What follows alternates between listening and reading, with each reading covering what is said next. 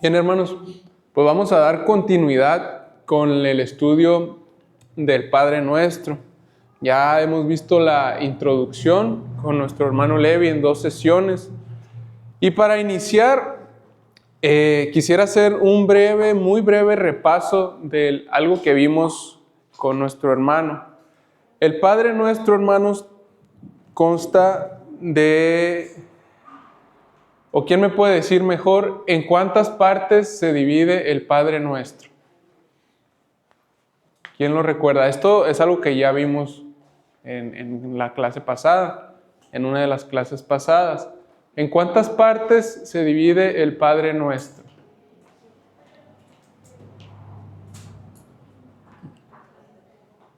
Hermano Jesús dice 6. ¿Alguien más dice otra cosa? Miguel, en 3. ¿Alguien más dice algo diferente? Pueden buscar en sus notas, porque probablemente lo tengan ahí los que toman notas. Ya lo explicó esto el hermano Levi en una, no recuerdo si fue en la clase pasada o antepasada, pero lo vimos ahí. 3 grandes partes son, hermanos. De hecho, ya les había puesto aquí la respuesta. Son 3 partes. La primera, hermanos, es un prefacio.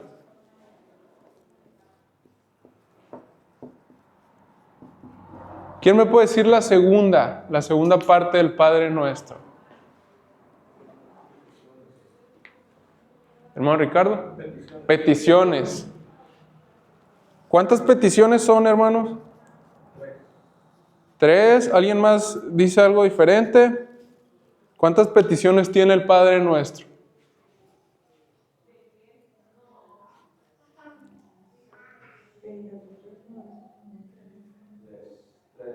3. ¿Alguien más tiene otra opinión? 4. La hermana Cindy.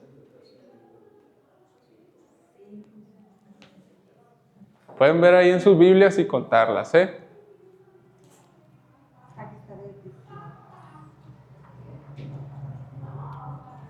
Unos dicen 3, otros dicen 4. ¿Alguien da más? ¿Alguien da menos? 6. Son 6 peticiones, hermanos. Son 6 peticiones las que tiene el Padre Nuestro. Las repasamos. El prefacio es lo que dice: Padre Nuestro que estás en los cielos. Ahorita vamos a ver por qué se le llama el prefacio a esta sección. Y luego tenemos la sección de peticiones. La primera petición es: santificado sea tu nombre. Segunda, venga tu reino. Tercera, hágase tu voluntad como en el cielo, así también en la tierra. Cuarta, el pan nuestro de cada día, dánoslo hoy. Quinta, perdónanos nuestras deudas, como también nosotros perdonamos a nuestros deudores. Y sexta, no nos metas en tentación, mas líbranos del mal. 6 peticiones. ¿Quiere comentar algo, hermano? El segundo, ¿no sería adoración en esta petición? Pues normalmente le llaman peticiones, no es algo que yo lo haya nombrado así. Los autores más que nada lo ven como peticiones. Porque dice, santificado sea tu nombre, habla de adoración, y lo demás vienen siendo peticiones. Uh-huh. Bueno, eso es lo que es el punto que... Sí, también estamos pidiéndole a Dios que su nombre sea santificado. En las 6 estas, pues valga la redundancia, peticiones, estamos pidiéndole algo a Dios. Entonces, pues la opinión más común que encontramos entre los autores es llamar las 6 peticiones del Padre Nuestro. De hecho, si usted se fija en el catecismo, las preguntas dicen: ¿y qué dice la primera petición?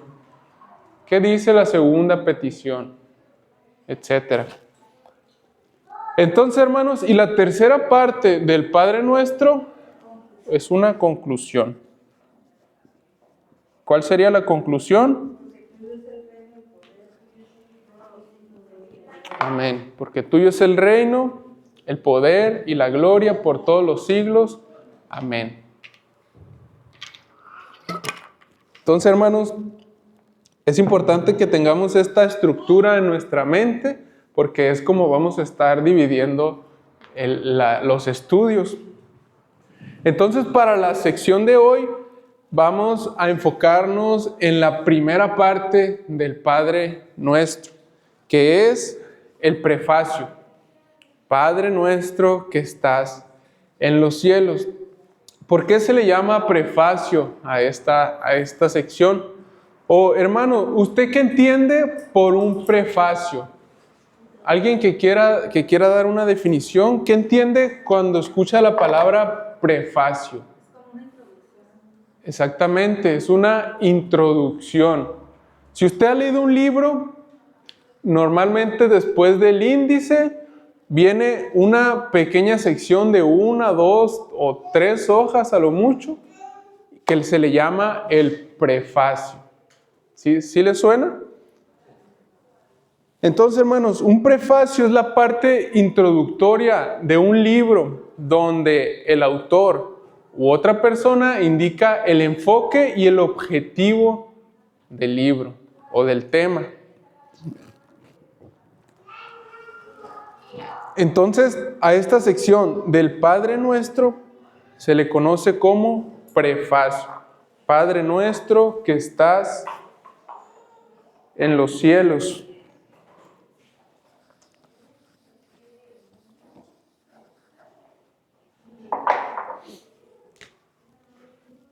Este es el prefacio.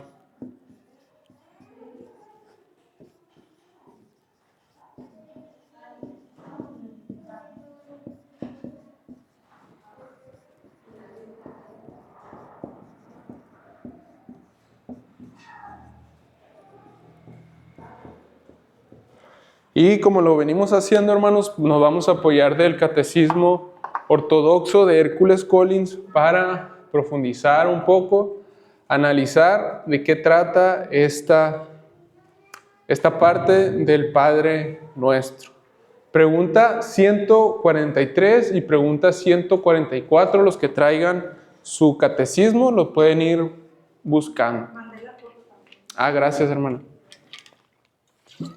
Si no trae su catecismo, lo tiene ahí en el grupo de WhatsApp para que pueda ver la pregunta y la respuesta de estas dos preguntas. Entonces, hermanos, para fines de este estudio vamos a dividir el prefacio en dos partes. Parte número 1 es Padre Nuestro y parte número 2 que estás en los cielos. La primera parte se cubre con la pregunta 143 y la segunda parte con la pregunta 144. La primera parte, hermanos, es un llamado a Dios y la segunda parte es una descripción de Dios. Entonces, sin más introducción, hermanos, vamos ahora sí a la pregunta 143. Que dice así, pregunta 143 del Catecismo Ortodoxo, lo tenemos en la página 74. ¿Por qué Cristo nos enseña a llamar a Dios Padre Nuestro? Respuesta, dice, para que de inmediato, en el comienzo y principio mismo de la oración, Él despierte en nosotros tal reverencia y confianza en Dios, como corresponde a los hijos de Dios, lo cual debe ser la base y fundamento de nuestras oraciones, a saber que Dios viene a ser nuestro Padre por medio de Cristo, y que si nuestros padres terrenales no nos negarán cosas de este mundo, mucho menos nos negará a Él lo que le pidamos con una fe verdadera. ¿Por qué nos enseña por qué Cristo nos enseña a llamar a Dios Padre Nuestro? Entonces, hermanos, este prefacio Padre nuestro que estás en los cielos, nos invita a que en el principio de nuestras oraciones pensemos en Dios como nuestro Padre. Y hermano, cuando tú oras, porque oras, todo cristiano ora, debe de orar. Cuando tú oras, pregúntate, ¿qué es lo primero en lo que piensas? Y si somos honestos, si ustedes como yo, podemos decir que muchas veces lo primero en lo que pensamos cuando oramos son en nuestros propios problemas, en nuestros afanes, en nuestras presiones, en lo que tenemos que hacer en este día, si es de mañana, o en lo que hicimos en el día, si ya es de noche. Pero muchas veces nuestras oraciones están enfocadas hacia nosotros, hacia nosotros. Incluso, no sé si le ha pasado, pero a veces estamos orando y nuestra mente está en otro lado. Nuestra mente está en lo que pasó, en los problemas, o en los problemas que se avecinan. Pero hermanos, el prefacio, recuerde que un prefacio indica el enfoque y el objetivo de lo que va a venir adelante. Entonces, llamar a Dios Padre nuestro es una invitación para que nuestras oraciones y pensamientos primero vayan hacia Dios el Padre. Y es interesante, hermanos, que Cristo eligió el título de Padre para introducir la oración modelo.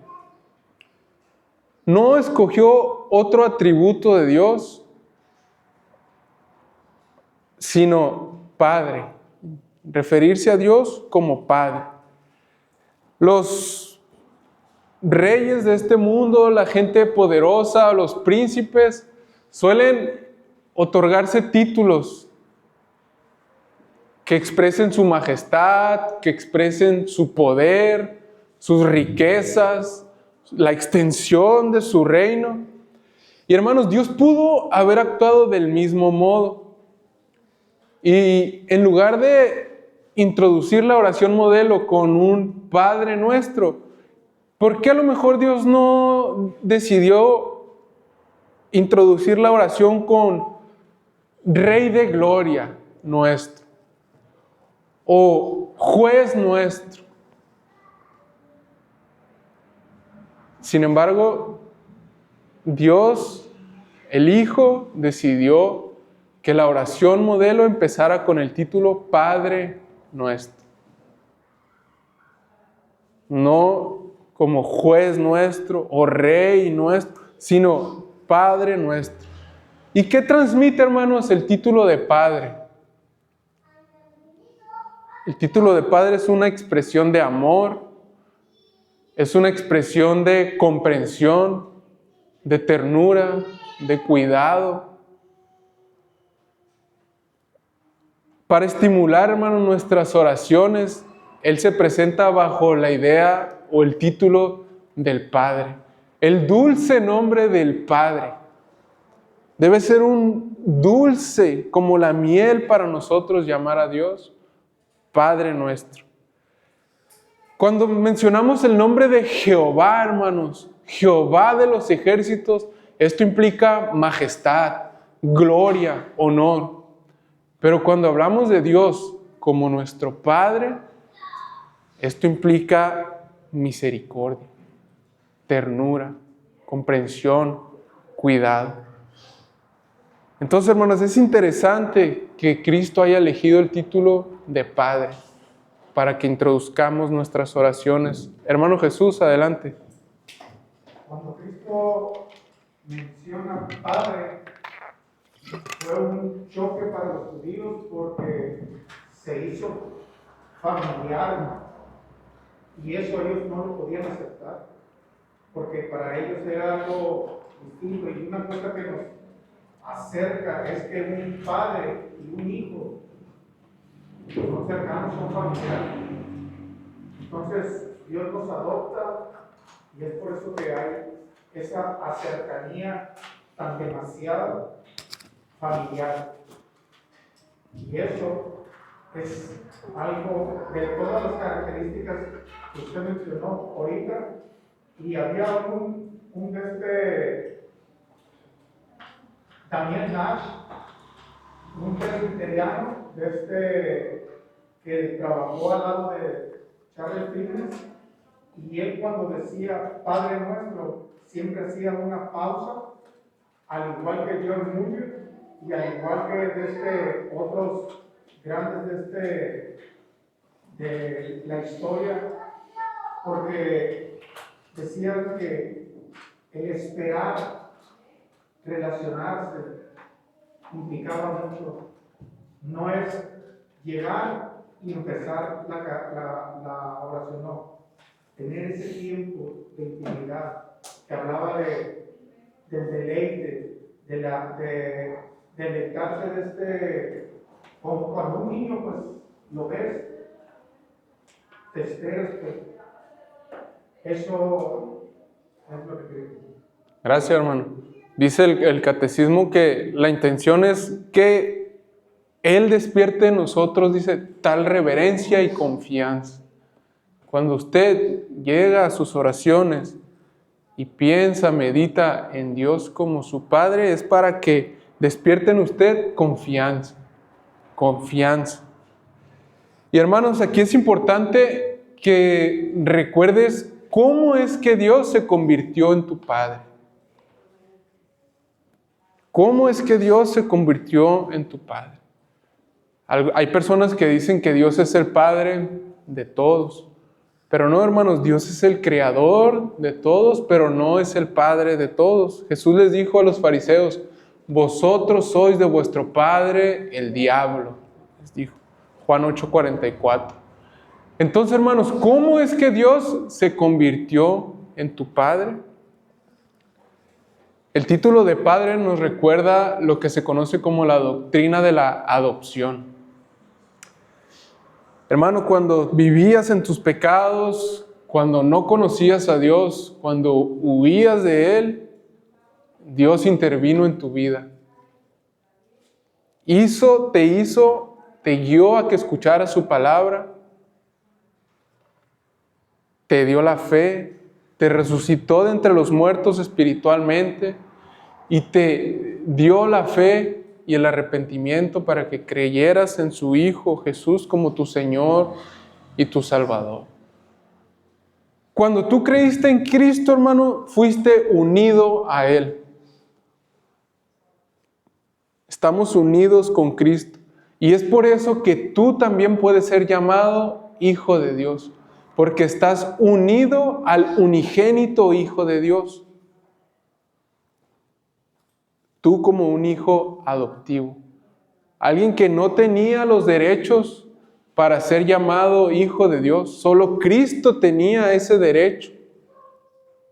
Pero como dice Juan, a los que creen en su nombre les dio potestad de ser hechos hijos de Dios.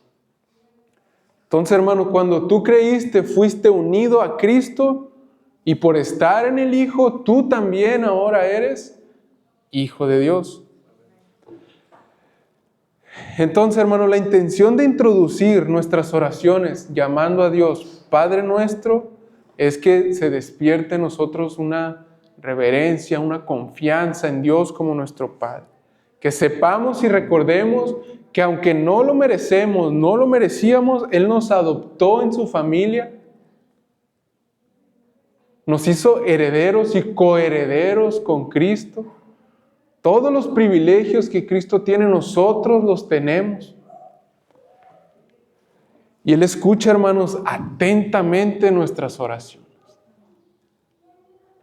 Cuando tú ores, muchas veces al introducir nuestras oraciones, tenemos la costumbre de decir, Padre nuestro que estás en los cielos, o Padre celestial.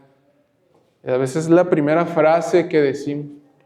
Y muchas veces puede volverse esto costumbre.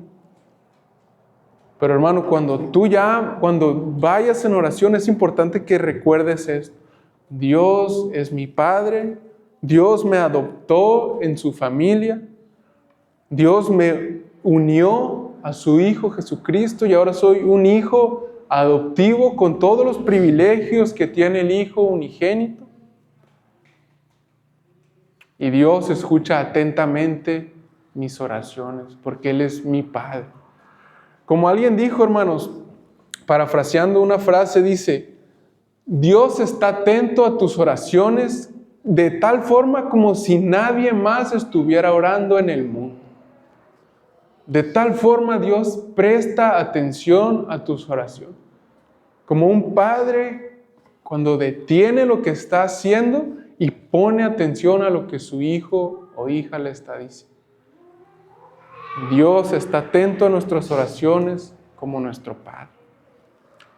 ¿Quiere comentar algo, hermano? Refiriéndose a la pregunta que usted dijo ahorita, ¿por qué le llamamos Padre o por qué todos? Bueno, para nosotros la Escritura dice, primera de Efesios, versículo 4 al 6, dice: porque Dios nos escogió en Cristo, dice, antes de la fundación del mundo, para que fuéramos santos y sin mancha delante de Él. En amor, dice, nos predestinó para adopción como hijos, para sí, mediante Jesucristo, conforme a las buenas intenciones de su voluntad, para alabanza de la gloria de su gracia, que gratuitamente ha impartido sobre nosotros en el amado. Gracias, hermano.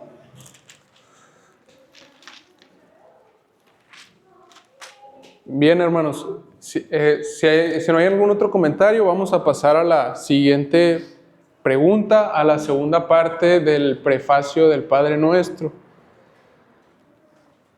que viene siendo lo que dice: que estás en los cielos. Padre nuestro, que estás en los cielos. Y la pregunta 144 es muy sencilla, dice: ¿por qué se añade que estás en los cielos? ¿Por qué se añade? ¿Qué significa o cuál es la intención de no solo de haber dicho Padre nuestro, santificado sea tu nombre, sino se añade Padre nuestro que estás en los cielos, santificado sea tu nombre? Respuesta: para que no nos formemos un concepto bajo ni terrenal de la majestad celestial de Dios, y para que también busquemos y esperemos de su omnipotencia todo lo necesario para nuestra alma y nuestro cuerpo. Que estás en los cielos. Y hermanos, no se dice que estás en los cielos porque Dios no esté en ningún otro lugar. Salomón dice, 1 Reyes 8:27, dice: pero, ¿es verdad que Dios morará sobre la tierra? He aquí que los cielos de los cielos no te pueden contener, cuanto menos esta casa que yo he edificado. Lo que significa que Dios esté en el cielo es principalmente lo que el apóstol Pablo denomina el tercer cielo. Dios habita en el tercer cielo, donde revela más su gloria a los santos y a los ángeles. Hermanos, el cielo, que Dios esté en el cielo, estamos diciendo que Dios está en ese lugar especial donde Cristo ascendió después de su resurrección. Lo vemos esto en Hechos 1:11, que dice: los cuales también le dijeron, varones galileos, ¿por qué estáis mirando al cielo? Este mismo Jesús, que ha sido tomado de vosotros al cielo, así vendrá como le habéis visto ir al cielo. Dios está en el cielo, hermanos. Y esto no quiere decir que Dios esté limitado a un lugar o que Dios esté limitado al cielo. Dios es omnipresente. ¿Qué quiere decir esto? Que su presencia está en todo lugar, pero en el cielo hay un despliegue especial de la gloria de Dios, de la presencia de Dios. Por ejemplo, dice el Salmo 115, versículo 3, nuestro Dios está en los cielos, todo lo que quiso ha hecho. Entonces, hermanos, dirigimos nuestras oraciones a nuestro Padre que está en los cielos. Hermana May, adelante.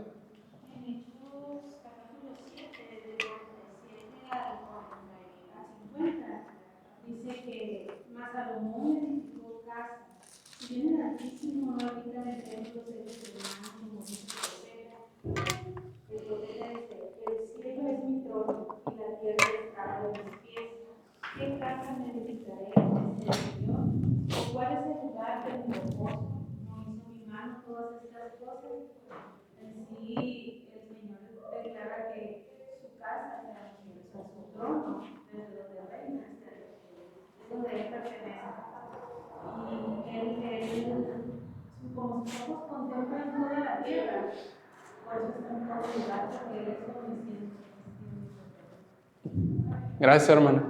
Y bien, hermana Cindy, ¿quiere comentar? Yo también lo entiendo así, porque empieza con Padre Nuestro, sabemos que tenemos un Padre que está en los cielos, recordando que ese Padre no nos atiende nuestras necesidades, sino todo, con su santo poder, con su omnipresencia, con su poderío, con su santidad. O sea, no es cualquier Padre, va más allá, y es donde podemos tener nuestra esperanza, gracias a Dios.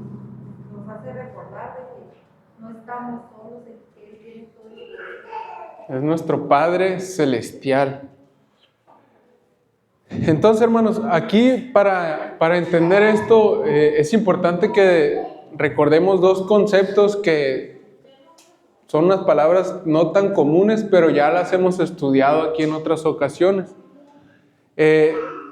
No sé si alguien recuerda los conceptos de trascendencia e inmanencia. Si no, no se preocupe. Pero ya hemos estudiado en otras ocasiones lo que viene siendo la trascendencia y la inmanencia de Dios. Nuestro Dios está en los cielos, pero también está con nosotros. La trascendencia es decir, que Dios está fuera de su creación. Que Dios no pertenece a esta creación, sino es el Creador. Él es el Altísimo, está sobre todo, es supremo y es soberano. Y la inmanencia, es decir, que Dios está cercano a nosotros. Que conoce aún las palabras de nuestra boca, aún antes de decir. Que conoce todos nuestros pensamientos, que cada detalle de su creación está totalmente controlado, que cada micropartícula pertenece al plan de Dios y que todo está bajo su control. Hay un texto que habla, o podemos ver estos dos conceptos, es Isaías 57:15, que dice: porque así dijo el alto y sublime, el que habita la eternidad y cuyo nombre es el Santo. Yo habito en la altura y la santidad. La trascendencia. Habito en la altura y la santidad. Y luego vemos su inmanencia. Dice, y con el quebrantado y humilde de espíritu, para hacer vivir el espíritu de los humildes y para vivificar el corazón de los quebrantados. Dios habita en la altura, en la santidad, en la eternidad, donde no le limita nada el tiempo ni el espacio, donde Él es supremo y soberano, pero también habita, dice, con el quebrantado de corazón, con el humilde de espíritu. Dios es trascendente, Él está en los cielos, en esa presencia especial, como podemos tomar las palabras aquí de Isaías, en la altura y la santidad, pero habita también con nosotros. Entonces, se fijan que tenemos estos dos conceptos incluidos en la frase Padre Nuestro. que estás en los cielos. Está en los cielos, pero es nuestro Padre. Es nuestro Padre que está al cuidado de nosotros. Entonces, hermanos, la intención del Señor Jesús al introducir la oración modelo, elevando nuestros pensamientos al cielo, decir que estás en los cielos, es que no tengamos un concepto bajo de quién es Dios. Que no lo miremos o lo comparemos con un ídolo. Que no tengamos un concepto bajo de la paternidad de Dios.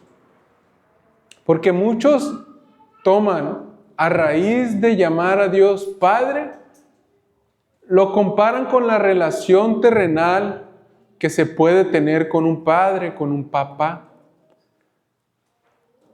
Pero Dios es nuestro Padre que está en los cielos, en la altura, en la santidad.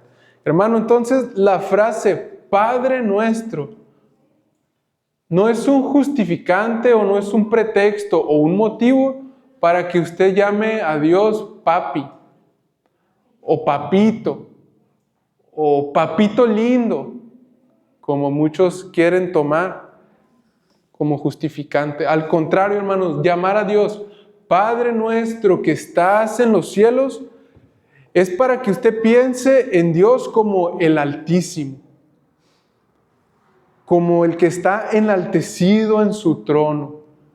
Es nuestro Padre que está en los cielos, nuestro Padre celestial, exaltado sobre todo.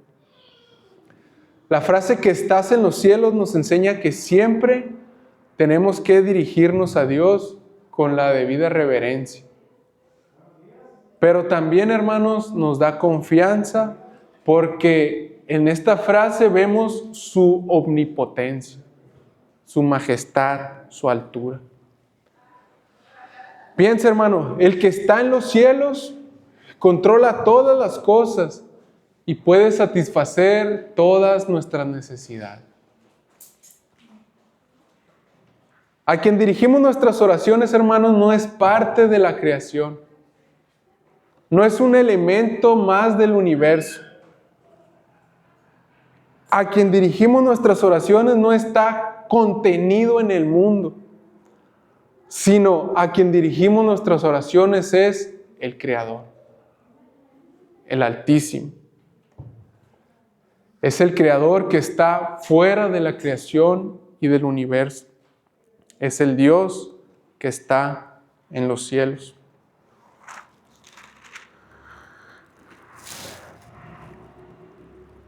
Dice Mateo 7, versículo 8 al 11. Porque todo aquel que pide, recibe, y el que busca, halla, y al que llama, se le abrirá. ¿Qué hombre hay de vosotros que su hijo le pide pan, le dará una piedra? ¿Quién? La respuesta es, nadie haría eso con sus hijos. O si le pide un pescado, ¿le dará una serpiente? En el texto paralelo de Lucas se añade, o si le pide un huevo, ¿le dará un escorpión? Sigue diciendo el versículo 11, pues si vosotros, siendo malos, sabéis dar buenas dádivas a vuestros hijos, ¿cuánto más vuestro Padre que está en los cielos? Otra vez la frase. ¿Cuánto más vuestro Padre que está en los cielos dará buenas cosas a los que le pidan?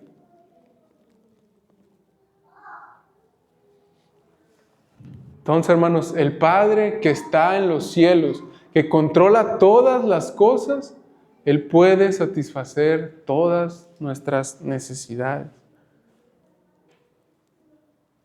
Si aún los padres malos saben dar buenas dádivas a sus hijos, buenas cosas a sus hijos, cuánto más nuestro Padre Celestial, que no aprende, que es la bondad en esencia, que es la misericordia en esencia, que es el amor en esencia, cuánto más dará buenas cosas a sus hijos.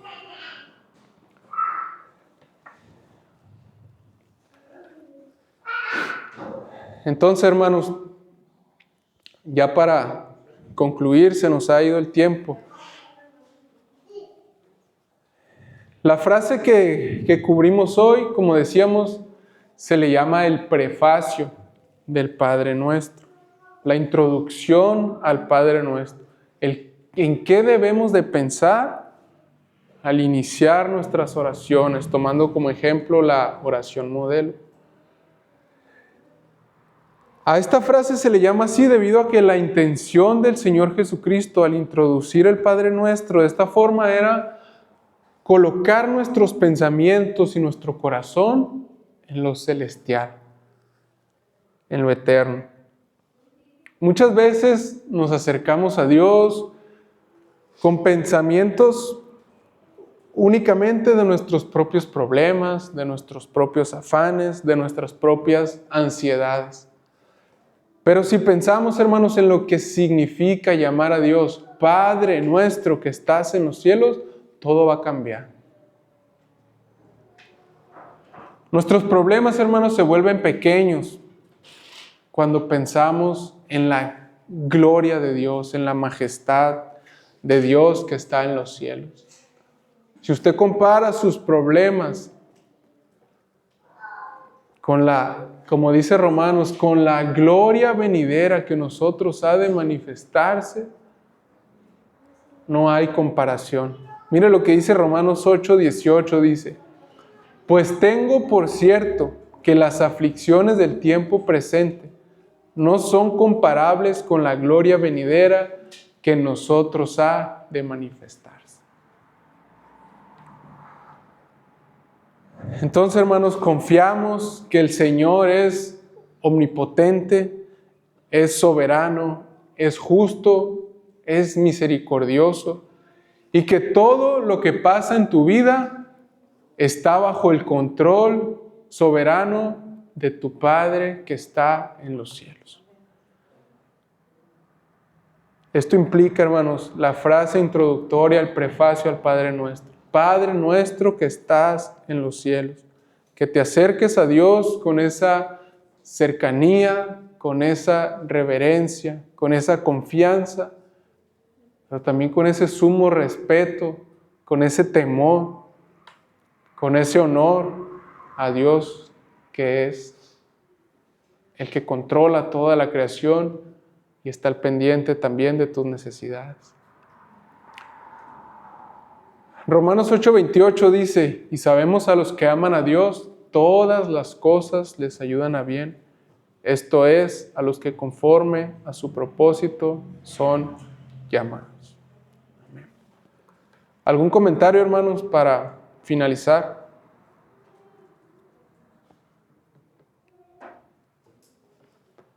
Si no, vamos a orar al Padre nuestro que está en los cielos. Oremos. Padre nuestro que estás en los cielos, Señor, gracias por esa cercanía que tenemos contigo, que podemos tener, Señor. Gracias, Padre, que podemos acercarnos confiadamente al trono de tu gracia para hallar misericordia, Señor, y gracia para el oportuno socorro. Gracias, Padre, que Cristo abrió ese camino para tener acceso al Padre, también al Hijo y al Espíritu Santo. Gracias, Señor, que no tenemos que enfocar nuestras oraciones a cierto lugar, que no ocupamos ningún otro mediador, sino solo Cristo. Gracias, Padre, que tú estás en los cielos, estás en lo alto, en la eternidad, controlando, Señor, totalmente tu creación.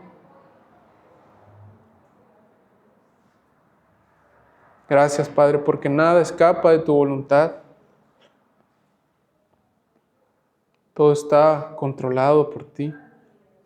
aún lo que no entendemos, aún, Señor, lo que nos aflige, lo que nos afecta, lo que nos retrasa, lo que nos prueba y presiona, Señor, lo que nos hace caer. Aún eso, Señor, está en tu control.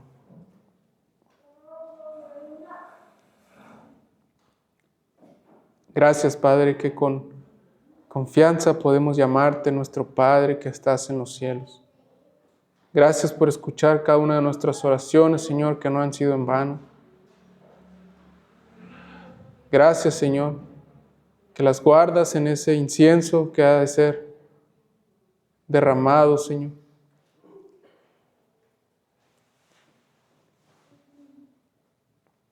Gracias, Padre nuestro que estás en los cielos. Amén. Amén.